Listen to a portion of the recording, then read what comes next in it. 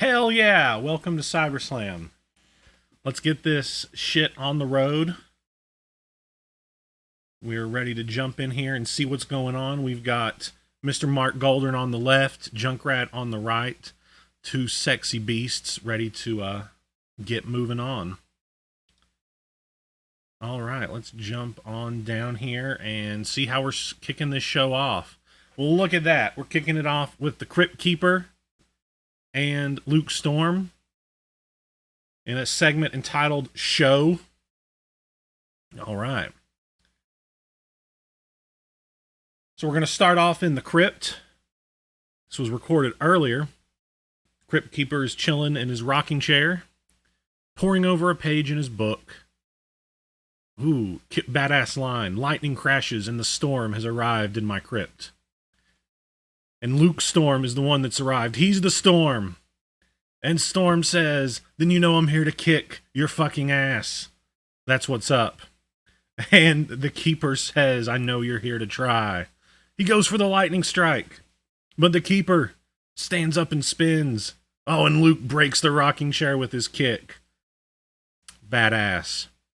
Luke turns over to the Keeper. And the Keeper scowls and says, what is it that you think I can tell you, Luke? Luke goes after him again. He's on top of him, punching him in the face, thrice. And he says, I don't want you to tell me a thing. I want you to show me where my daughter is. But the Cryptkeeper, he's got Storm by the throat. He slams him into the wall. It says, I cannot show you anything because I have nothing to do with your daughter. Storm says, you can show me the page. I know it's in there. Show me. And we cut away after the Keeper's eyes widen, and I didn't get it to where I can show the very bottom of the screen again. Yeah. All right. Next segment up. Next segment up. Well, hey, what's up? Cal's here. Badass. How you doing, buddy?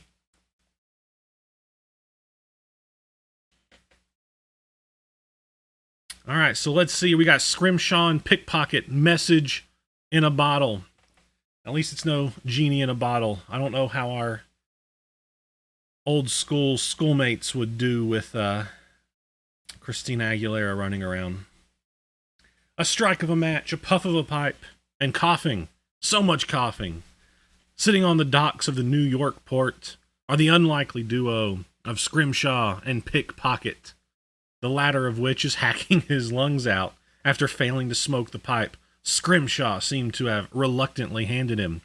The salty sea dog snatches his pipe back, wiping it off. You're getting spit all over it. You said you'd smoked one of these before. And that happens all the time. People trying to not crumble to peer pressure. After hacking and coughing, Pickpocket wipes his mouth, a little teary-eyed, from coughing like, as many would say, a bitch. Clark must have written this. Written, I think. I may have embellished that a little bit. BJ smoked him before, though. The tree rat. Yeah, watch. Scrimshaw's a bit slow to stop BJ from plucking the pipe from his hands, scurrying up a nearby light pole, and smoking from the pipe with surprising ease. Oh, hell no. Get down here with me pipe before I really make you into stew. I'm not going to try an accent. I did that with I think it was Chip Montana, and it was a little embarrassing. The captain goes after BJ up the pole, but Pickpocket interrupts him, and he says, hey, Scrim, there's something in the water. Scrimshaw rolls his eyes. Says, is it a fish again, or your reflection like last time? So Pickpocket is, as they say, a bitch, it seems. And he says, hey, I look different in water, okay? And no, it's not a bottle. Scrimshaw turns around to see Pickpocket grabbing the bottle from the water, the front of it having a label upon it reading Scrimshaw's name. The captain takes the bottle, and he pops the cork. He goes, well, I ain't never seen one of these addressed to someone. How did someone even make sure it got to you? Scrimshaw shrugs as he reads the note out loud. Apparently the handwriting's messy. Captain Scrimshaw and crew, I'm contacting you anonymously, as I am in need of something that only you can get your hands on. I would like to set up a meeting next Monday in the depths of the slaughterhouse. Come ready to parlay. All right. Scrimshaw pauses for a moment, perplexed by the letter. When he glances over to Pickpocket, the boy having a massive grin on his face, he says, Oh, no, you're not. BJ won't give back your pipe unless you let me come with. The Sea Dog sighs before he rolls his eyes and pockets the message.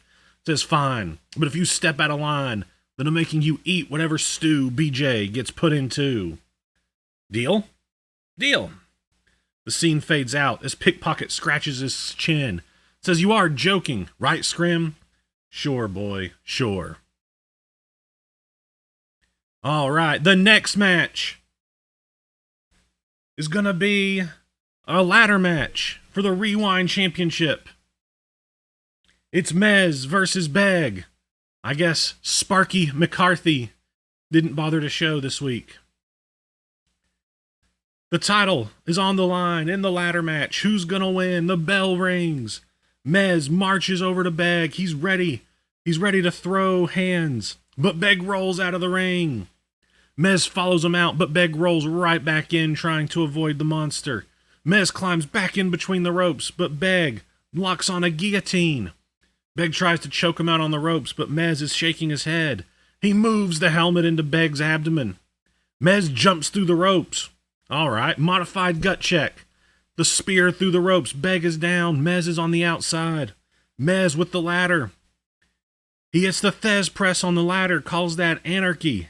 He's mounting heavy blows as Beg is laid out, tosses him off the ladder and sets it up in the middle of the ring. Mez dominates this match. He's starting to climb. Beg's out. Mez is at the top. His fingers, they brush the gold, but Beg hits Mez in the back of the head with his cane. That was close, but he's fallen. Beg smirks and pulls the top of the cane off. It's not the blade, it's a rope. Beg ties Mez's leg to the ring ropes. Beg climbs the ladder and grabs the belt with ease. Beg is still the Rewind champion. Left that on the screen. I forgot for a moment these weren't super long matches.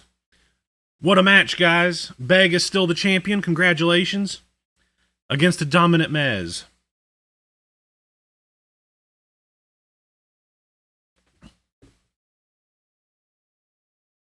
But wait. Before he leaves, someone is handing him a note from the audience. I wonder what that means.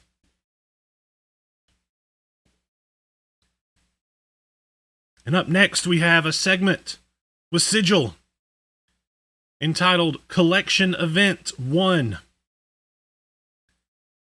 In an old dirty gym, a young woman stands practicing sharp kicks on a punching bag. She's ripped, blonde, and rather beautiful, with something very kick-ass about her, an aura to say the least. With every striking blow, she screams in frustration. You're tough, a familiar voice rings out. It belongs to Sigil, who's appeared behind her. She doesn't even turn to face him. She's entirely unafraid. He walks around her to the front, grabbing the bag as she leathers it with another kick. And he says, I have a proposition for you, a job offer, if you will. She finally stops kicking, not kissing, and walks away, taking a seat on the bench and picking up a towel. The collector follows her. Says, I need an army to fight a war against a powerful foe. I need the best fighters in the world by my side to win it. I need special people. And she says, what makes you think I'm special or interested? Sigil says, you want to be a wrestler, don't you? That's why you've rigorously trained your entire life, is it not? I know all about you. She says, I made a promise. I can't break it.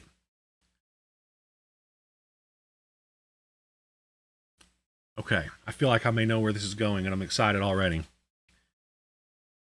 She stands up, walks back over to the bag to punch at it. And he says, I have a way for you to keep your promise and be the wrestler you've always wanted to be. And that piques her interest. He says, if you come with me, you'll never have to come back here again. That's a promise I can make. Finally, she stops working out and puts her hands on her hips and says, I'm listening, as we cut away. Ripped, blonde, rather beautiful, something kick-ass about her. What if this is Danny Kirsch? We've got a vote coming up next. for presumably the VHS Championship.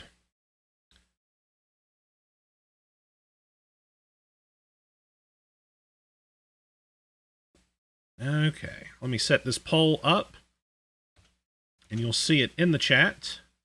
We're going to be finding out who will challenge the Cryptkeeper for the VHS Championship between Alton Whitlock, Pickpocket, and Aesop. So I will go ahead and begin the poll. You'll see it there on the screen. And I'm going to vote myself.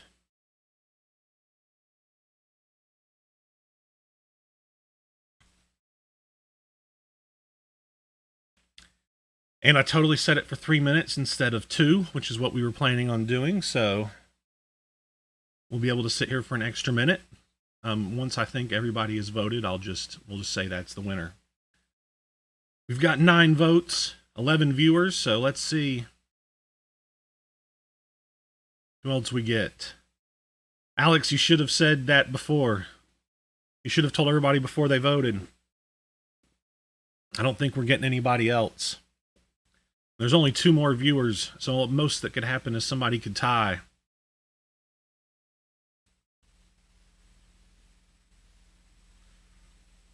Curious if I can close the poll. I can end it. But I'll give another moment.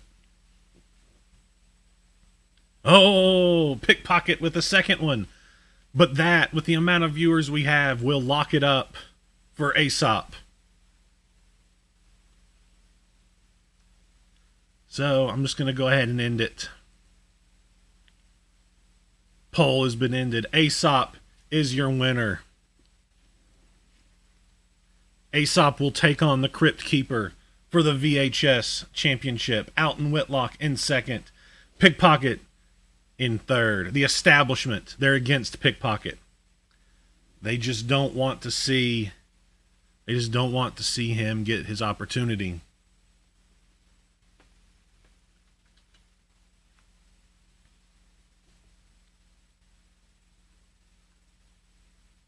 So next up, we actually have a segment. Before we jump to that match, like old times. Look at those beautiful people in that image. Junkrat, Marvel 02, Banzan, Aesop, X, and Alton Whitlock himself. They're in the public execution coliseum. X is laying waste. A pile of bodies is formed. Aesop and Banzan have brought them 2 more victims. Alton Whitlock speaks up for X and all of Imperium. Banzan? Okay, I'll do Banzan. Banzan. Not Banzan. Okay. And Whitlock says, 2? We told you to search for as many criminals as you could find. This is the opposite of the tough-on-crime rhetoric I've been speaking about. They better be the type all can root against. X walks up and joins the conversation. Betwixt killing people. Back in the arena, you two, it feels like old times. He just hopes they put up a fight. It's getting easier. It's like they don't know they become free if they survive. Introduce the new victims. The first is a large, rotund man with a dark beard and a bald head. And the second is a tall, lanky man with a red mask. The man with the appearance of bearded bumblebee is Martin Volowitz. He's been wanted for crimes around the world that are too vast and, frankly, too weird to list. The lanky man, the masked fire ant, goes by the name of El Pyro. He has a reputation of starting any fire he can, and he is here based on the suspicion of being the starter of the wildfires in Australia. They had the choice of letting him die in the outback or Nevada. They chose this desert. X is ready to kill. Alton asks him who he wants first. He wants the fat man first. But so he can announce the pyro. People will want to watch X destroy the man who killed all the koalas. Looks like you're up, Martin. Mr. Volowitz curls up into a ball.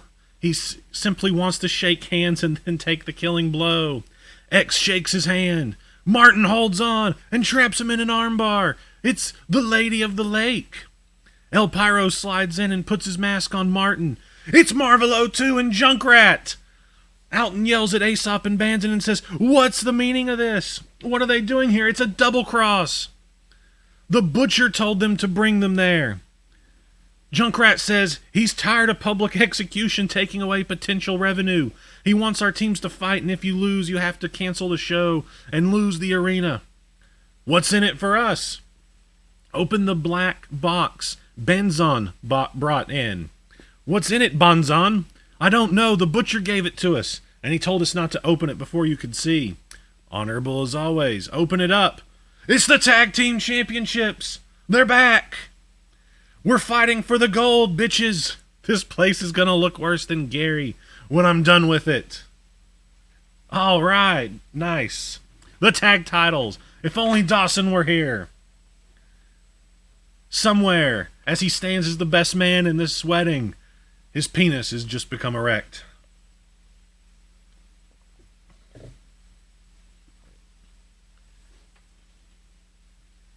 So let's get to the match.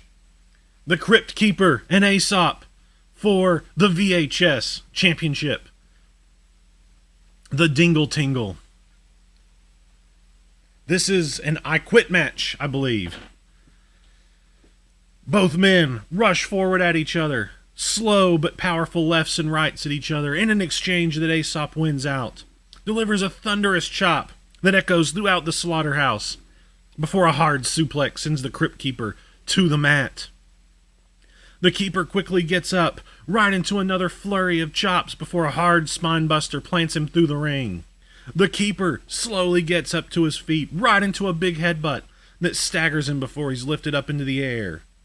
Cryptkeeper slides out before Aesop can finish it. Aesop turns around right into a massive ending big boot, which sends him stumbling into the corner. Oh, excuse me. Another huge boot knocks Aesop for a loop as he's lifted into the air in a tree of woe before the Keeper backs up a few steps. Before delivering the tale of woe, Aesop looks out of it as he slips down to the canvas. The Keeper barely lets him hit the mat before he pulls him up, spinning him in the air before slowly spiking him into the mat with bumped his head.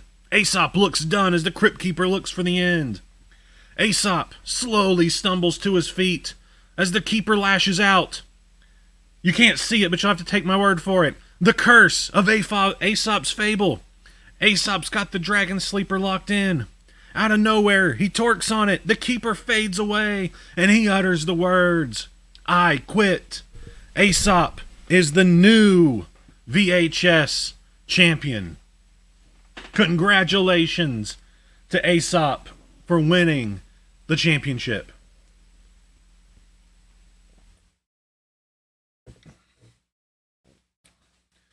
New champion. Badass. Congratulations, Trevor. Aesop. All right, guys. Let's see what's coming next. Throw your congrats to Trevor there in the chat. We've got a segment involving Seesaw and Mark Goldern, entitled Leverage. At Ring King, we're in a warehouse, a place seemingly acting as a home for someone. We see Mark Goldern standing in mid-conversation with X. We've seen this scene before, but now from a different angle. For in the shadows, watching the conversation, is a figure who listens in on what's being said. You don't understand, huh? I know so much and offered so much, but a mere few months ago, because I wanted to test your abilities, you were my greatest failure. As Goldern continues to speak, the dim light illuminates the hidden figure enough to reveal the telltale red hair of Seesaw. He's rubbing his hands together in a silent chuckle as he overhears the conversation. Goldern walks towards an incredulous X. There's a lot to take in, isn't it? Turns out you're still too human when not in combat. You will need some tests run on you to see where I went wrong in your design. Seesaw slinks away moments before Goldern's security team swamp the premises. slipping out the side window of the warehouse. Once outside, he leans up against the warehouse wall and giggles to himself. Just think of the toys we could create together. If Marky can design, rebuild, and fix that, he could work wonders for all of the ideas I have. He just has to think of the right leverage to convince him, then wait for the opportune moment, just what to do to get Marky's attention. He rubs his hands together as his devious plan forms in his mind. Looks like Seesaw has been planning something for Mark Goldern for quite a while. Ring King being back in November. Next up, we've got The Judge and Mez in a segment entitled Spring Training. The sun rises over an empty baseball field not far from the slaughterhouse. A single figure stands in the middle of it, cap on his head, clipboard in his hand. It's Coach Sparky McCarthy. Oh boy. Behind him, an old yellow school bus pulls into the gravel lot next to the diamond. It comes to a stop. The doors squeak open, and Warden Johnson emerges, his polished boots gleaming in the morning sun. Behind the warden is Mez in his straight jacket. The coach walks to meet and says your team is ready for you, including your all-star first baseman and clean-up batter. He pats Mez roughly on the shoulder. Meanwhile, an entire roster's worth of asylum patients exit the bus. McCarthy gawks at Mez and says, "Look at him arms. This fella out of the park. No problem. Maybe he's more of a catcher with the mask, though." McCarthy looks over the rest of the team and says, "They ain't pretty, but they'll do. Pleasure doing business with you, Warden. I'll be back to pick 'em up before sundown. Bring 'em back tomorrow," he says. "You'll want these." And he hands the warden a briefcase full of tranquilizers and stimulants, plus a ring of keys. As the warden walks away, McCarthy turns to find Mez staring directly into the sun. Smart man. "What's your name, son?" McCarthy asks. Mez makes no reply. "Don't talk much?" the coach asks once again. No response. "Nothing wrong with that," McCarthy says. "Have it your way. I'll call you a big hoss." Shockingly, Mez nods. McCarthy smiles. And then, precisely at that moment, is when the fastest fucking flaming meteor of a fastball that Coach Sparky McCarthy has ever seen goes whizzing by his head and plows into an unsuspecting asylum patient. He's blasted back off his feet, hurling 20 feet backwards. Across the field, a man in molten armor stands. Hellstrom. Oh, I called him the judge. It's Hellstrom. "Honor, discipline, patience," he calls. "These are the lessons of the game of baseball, the essential elements of a great warrior. I seek to sharpen my sword. May I join your team, coach?" The coach waves him over and turns to Mez. He says, "Big hoss, I think we may have just found our ace pitcher." What the hell is going on in this segment? What the hell was that? Okay. That's certainly interesting. But next, we're going to have another vote. This time for the double feature championship. Who will challenge Seesaw? Apparently my question is too long. Let me edit that. The options: Mark Goldern, Junkrat, and the Red Death. Who's it gonna be? You decide.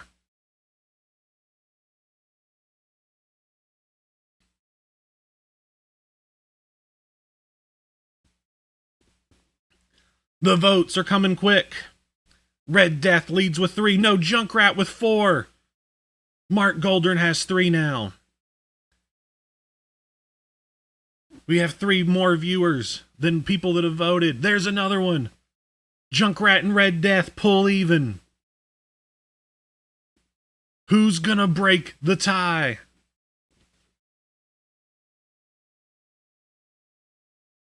I'm not sure what we do. Oh, if there's a tie, we'll just do a 2-voter. We just need one more person to come in and vote for Mark Goldern, so it's a 3-way. Oh, there it is. There it is. The vote for Junkrat at the last second. 12. We don't even have 12 viewers right now.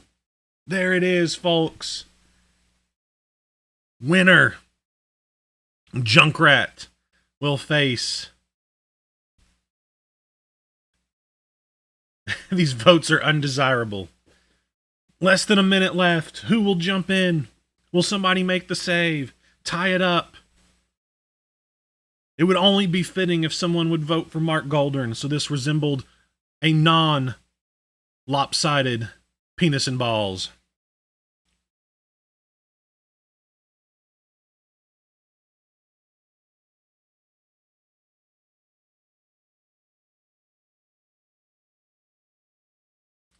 Looks like the Junkrat will be facing Seesaw.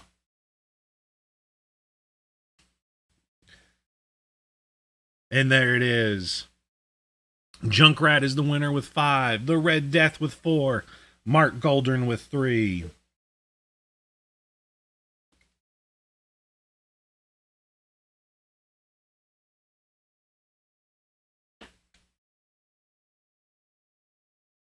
Well, that was a spirited vote.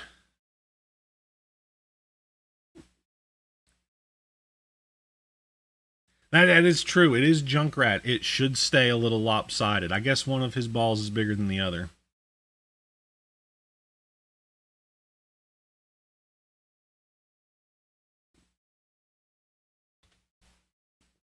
But what a weird-ass segment with our friend Sparky McCarthy.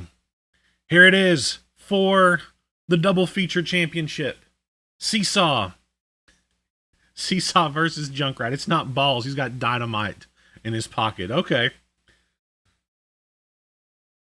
Australia's greatest lover gets his chance at the double feature championship. But can he beat Seesaw at his own game here tonight? Junkrat rushes forward at Seesaw, who does the same. The two insane combatants going head for head in a flurry of blows, which Junkrat gets the better of with a massive, bell-ringing headbutt that drops Seesaw to one knee before a massive punt to the face sends the champ flying into the corner. Seesaw's dazed in the corner, but he gets little respite as he's met by Junkrat's flying asshole as the mayor of Gary drops down with a huge cannonball. Seesaw stumbles out of the corner as Junkrat tries to drag him down into the steel trap. Seesaw manages to slip out of Junkrat's hold, drilling him low before lifting him up high and powerbombing him into the damn corner. Junkrat bounces off, holding his back in pain right into the superfine turbine blast. Both men are down. The spinebuster taking a lot out of Seesaw as Junkrat manages to get to his feet first. Rushing to the ropes, he drills Seesaw with a drop kick to the face before backing up as the champion slowly gets to his feet. Junkrat rushes forward, spinning around Seesaw. The backdrop driver, he calls that concussion. Seesaw counters the DDT just in time as he quickly heads up, leaping off to the back of Junkrat, locking in the Stretch Armstrong. Junkrat screams in pain as he's forced to tap out. Seesaw retains the championship in a hard-fought contest against the mayor of Gary, Indiana. There we go. Junkrat has been defeated. Seesaw, congrats to Joe. Here's one to you. Joe, are you even here? You better dang be. You seem so hyped.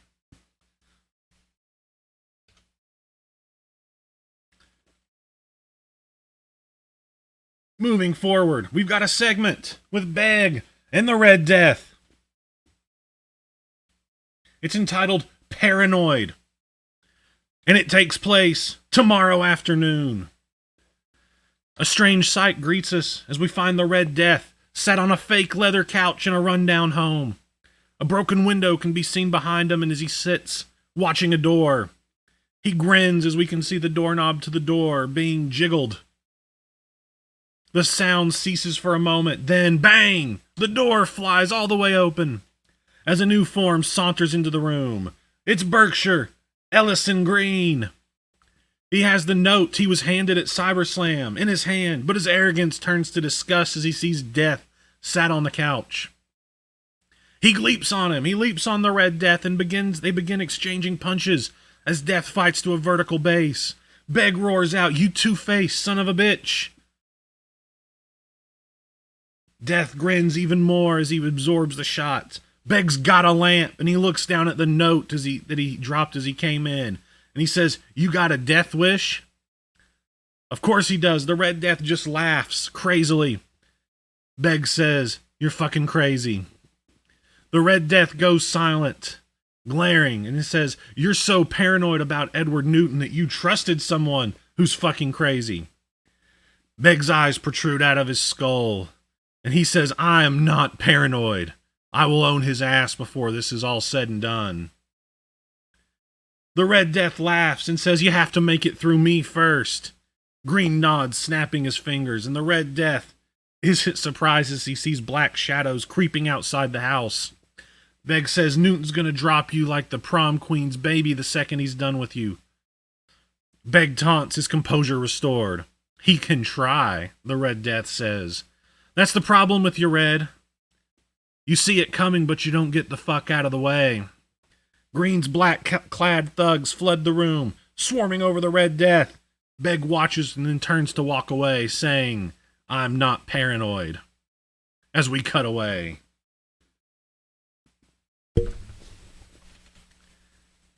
Oh.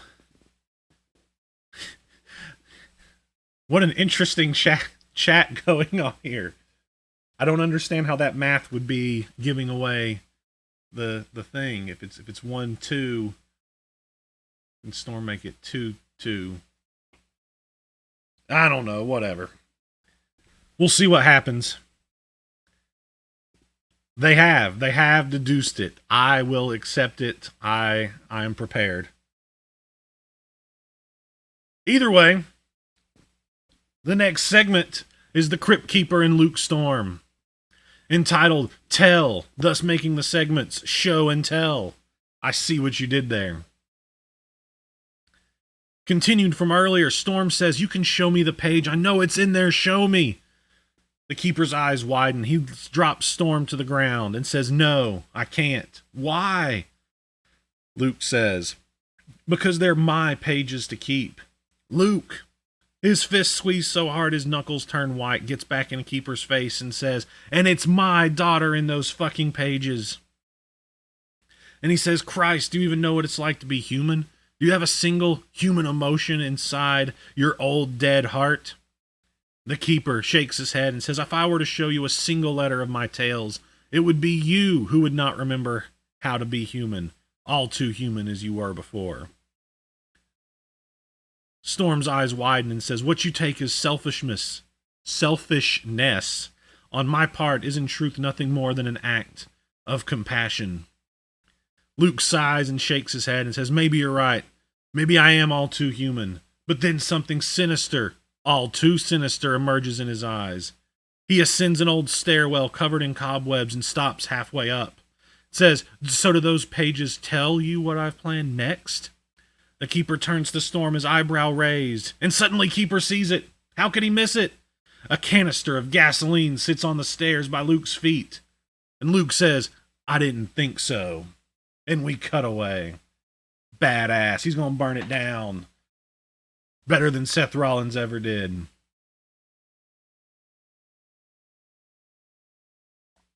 It's vote time. It's time to see who will challenge Luke Storm for the World Championship.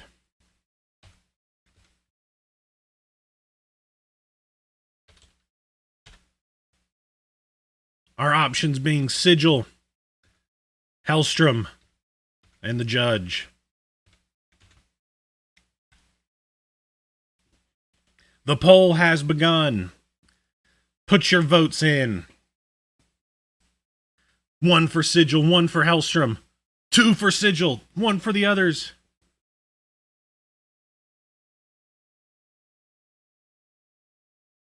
Three for Sigil. People want to see Sigil get the shot.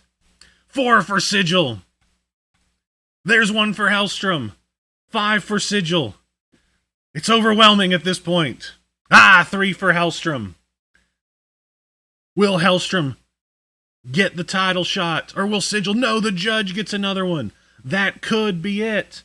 There's 15 viewers. There's still 5 more viewers that could vote. There it is. 3 for the judge. 4 for the judge. Are we going to tie it up?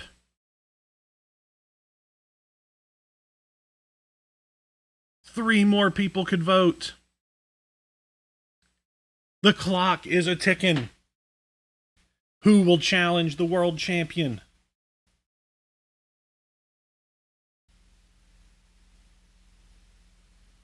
Is anybody going to come in at the last minute and tie it up? And vote for the judge? I sense some saltiness from the chat.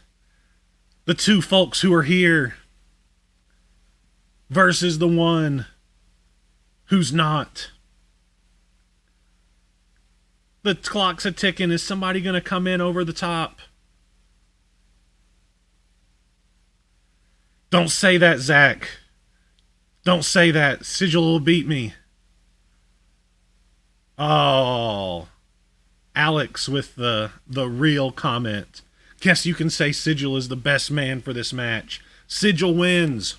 He will challenge for the OSW World Championship.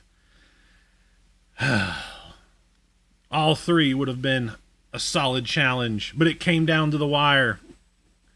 Dawson, I'm sorry you're not here, buddy. You're getting the shot.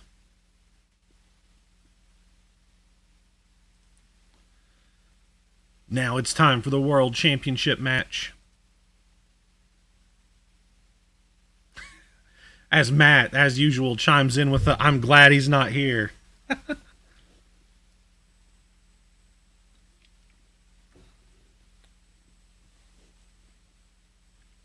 Hayden tries to inject a little bit of logic to this. We're not a logical bunch.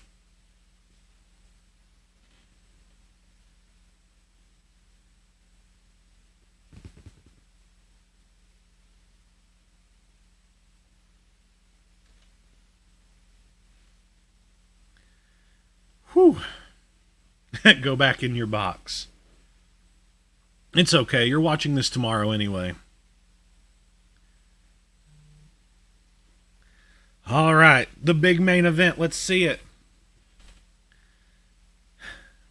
I don't know that we're going to get to see Sigil get his ass wiped. We may not even get to see him get his ass whipped, but I'm pretty sure his ass won't be wiped. Sigil versus Luke Storm for the OSW Championships. The choice has been made. The Realm Walker steps up. They're in the steel cage. Sigil charges at the champion, wailing on Storm with lefts and rights to wear him down before sending him headfirst into the cage. Storm's groggy as Sigil continues the attack with a boot to the gut of the champion. Finite, Sigil nails the champ with the leaping roundhouse kick. Storm is down as the Realm Walker looks to the cage, intent to finish this one quickly.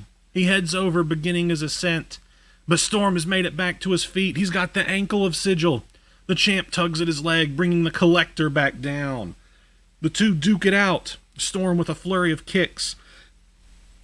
Met with some heavy punches from Sigil. Lightning strike. Storm just caught the Realm Walker by surprise with that super kick.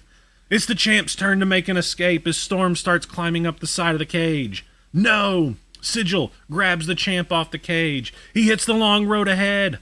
Storm lands back first onto the knee of Sigil, who unloads a series of elbows on the champ. Sigil's ready to put this one away, but Storm catches the Collector with the downpour. Sigil is down after that code breaker from the champ. What a move. Storm is wobbly as he walks towards the cage, slowly climbing up as Sigil gets to his feet, looking to catch up to the champ. Storm is already at the top. Sigil rushes, but Storm climbs over and drops to the floor. Storm retains. He has overcome the Collector, retaining the OSW Championship in the process. Nice. What's next? The Riddler! The Riddler and Luke Storm in a segment entitled Scarlet. I remember the first time we had a vote on a live stream. It better not be the same thing. Luke Storm's back to his feet. Another successful championship defense here tonight. Will he give the title to Newton? The ref hands him back his championship. And Newton is there. And he has Scarlet with him. And he says, Mr. Storm, it's time to make your decision. I warned you what would happen should you refuse me. Luke grabs Scarlet and says, are you okay? Has he taken good care of you? And she says, he's been so much fun, Daddy, but I want to come home now. Can I come home, please? Can she, Daddy? Edward mocks. Luke looks at her, then at Newton, then at the fans. They're pleading with him not to hand over the championship, but he has to make his own mind up. It didn't take long. He tosses the belt at Newton's feet, pulling his daughter away by the hand, and says, did you really think it was going to be a difficult choice? I've always known what you wanted, Riddler. Now you have it. Son of a bitch, don't give it to him. Edward bends down and picks up the title, looking at it with a wry smile. This is everything he's wanted since Ring of Dreams last year. It's now that he finally atones for his loss to Nightstick. He raises the belt in the air, listening to the fans in attendance who boo. Luke storms halfway up the entrance ramp as trash gets thrown into the ring. The Riddler has taken Luke Storm's world championship. He's been given it. Surely this cannot be. Son of a bitch. Edward Newton is the champion. Cannot.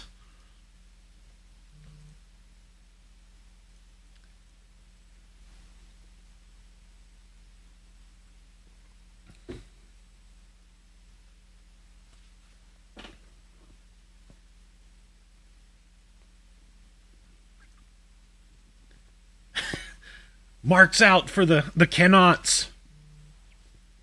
Next up, we've got the Butcher in a segment entitled Viridi. Yes. In the darkened halls in the middle of nowhere, the Butcher stands before a large oak table. He's in the Hall of Skulls. 4 chairs sit around the table, each occupied by a hooded skull. He says, why did you bring me here? One of the skulls pulls down his hood, revealing a yellow mask, and he says, I'm the Yellow Skull, but you may call me Flavo. I've been working with Sigil to help him control his connection to the crystal. Crystal? Butcher inquires. You mean the timepiece? Flavo nods. The timepiece has been created using a crystal that has tethered itself to Sigil. I told him he couldn't help you in your quest to reverse time, and he wisely obeyed. You're responsible, the Butcher fumes. You're the reason I can't go back. You're the reason I'm miserable. There's an eerie silence, and the Red Skull speaks up. I know what you want, Colin, and it's only fair we reimburse you for your time. If it wasn't for your help, we never would have found the timepiece in the first place. But first we need something from you, something very important. Everything comes with a price, doesn't it? The Butcher asks. I'm willing to pay whatever it takes, but are you willing to commit to your offer once made? The Red Skull stands up and walks around the table, standing before the Butcher. They look at each other, sharing a stare, and says, there's only one way I can achieve what you need, and it comes at a price so steep you may not be so willing to pay. Red notes, tilting his head. But before we get there, before you pay that price, there's much to do. So we're about to see another poll, people. Bonus poll. And this time, the poll is going to be, does the Butcher agree to the fee, whatever the cost?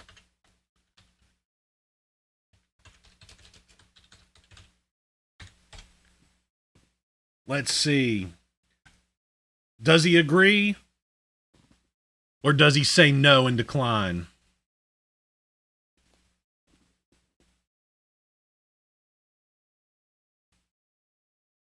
Looks like everybody wants him to. I'm going to vote for decline because I'm going to be counterculture. Everybody else is going to go for yes. They want to see it. No, somebody join me. Thank you.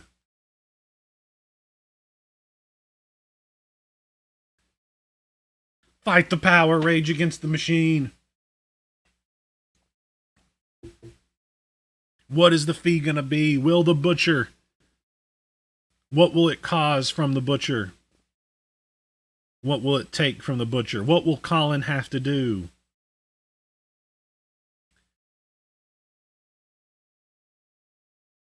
Well, I don't think anything but yes is winning. So I'm going to go ahead and close the poll.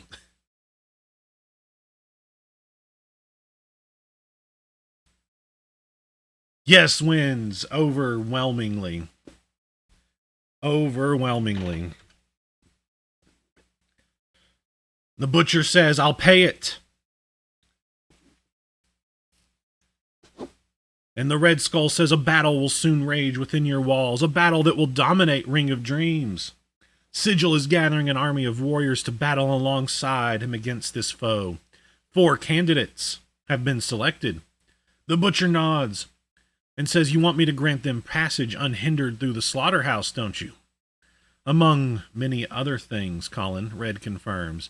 An earthquake hits. The ground and roof are shaking. Dust falls to the floor as it does. Everyone scrambles, panicking. The butcher doesn't know what to do. He doesn't even know how he got there. But then something appears. Stood among them in black, wearing a green skull mask. It's the Green Skull, Viridi. Red shouts, you shouldn't be here. And he says, you're plotting against me, are you not? I am the original timekeeper. Ooh, the master of time. And that crystal was stolen from me in a moment of weakness. Flavo says, you chose another path. You're the one who abandoned the Red Skull Order. I had no choice. He grumbles angrily. You must understand this, Rubrum. He continues looking at Red. I'm coming for my crystal, and I will take back my seat at this table. New poll. New poll. Does Viridi fight Flavo in the Hall of Skulls?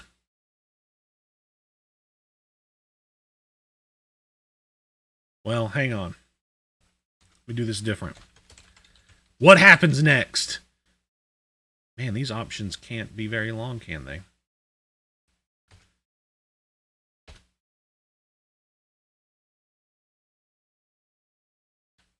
Here we go. I got this.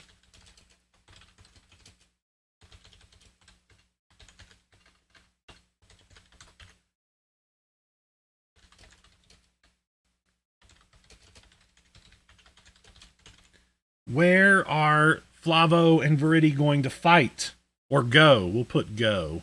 Go's a better word. The Hollow Skulls or the Empty? That's the best way I can make the poll work, Dean. I'm sorry. It limits characters on the poll options.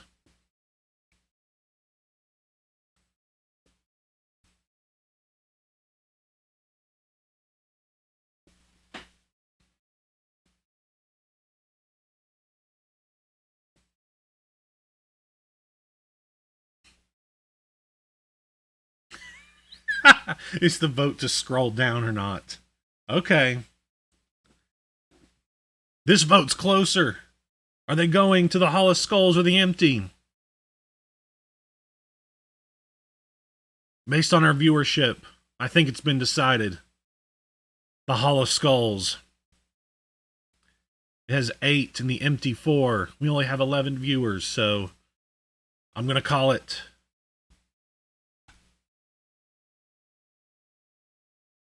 the Hall of Skulls.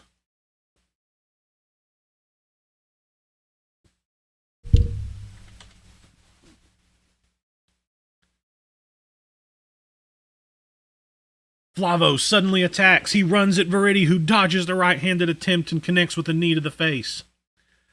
Rubrum immediately attacks the butcher, running out of the room with him and other skulls in tow. Even. Viridi grabs Flavo and tosses him over the table, watching him as he rolls off and onto the floor. He stands up, stopping reality. Only Viridi is untouched. That confuses Flavo, whose eyes widen. And he says, How does my power not affect you? I'm no longer susceptible to your crystal, Flavo. Reality doesn't control me. You can morph it, bend it, stop it, and start it. I'm immune to it all. He grabs Flavo by the throat, squeezes tightly, watching as he falls to his knees. And he says, we've never seen eye to eye, have we? Maybe it's time I remove you from the chessboard. Before he can, Flavo clicks his finger and restores reality. The skulls run in, forcing Viridian to vanish promptly. In the dropping of Yellow, who chokes for breath, the rest of the skulls breathe a sigh of relief themselves. Rubrum kneels to check on him. It's ever more important that Sigil succeeds, as does his team. See to it, or the consequences could be catastrophic. Nice. So we know who the other person tethered to the crystal is. It's this Viridian guy.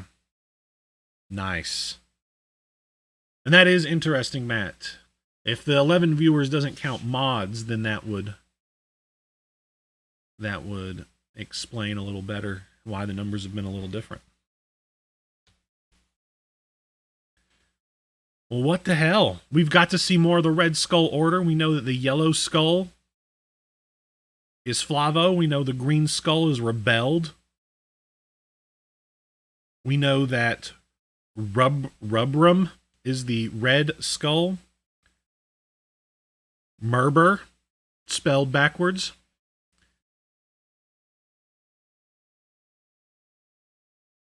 And there's going to be a huge battle at Ring of Dreams.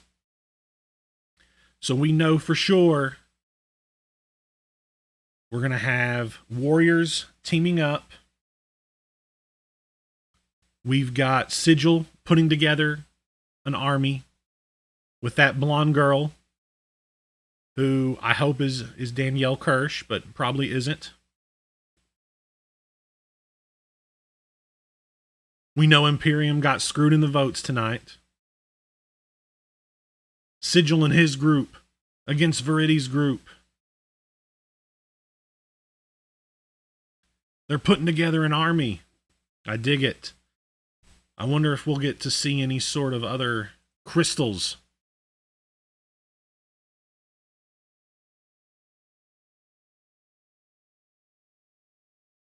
Is that the end of the show, perchance? Or is there more? No, that's it. Perfect. Wanted to make sure. What a hell of a show, CyberSLAM. Got to see some great votes. We got to see 2 titles. 1 title change hands. With a new double feature. No. V8, no. Rewind champion. Which one changed hands? The VHS championship, the one I didn't name out of the rest of them, is the one that changed hands. Great show. Thanks to all the writers, match writers, creative, Dean. It's a great show, and, well, we'll do this again whenever the next one comes around.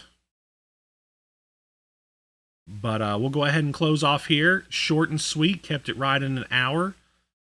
Won't keep you Brits up too late. So we'll go ahead and close off the stream, guys. Thanks for coming out. And we'll do it again next time.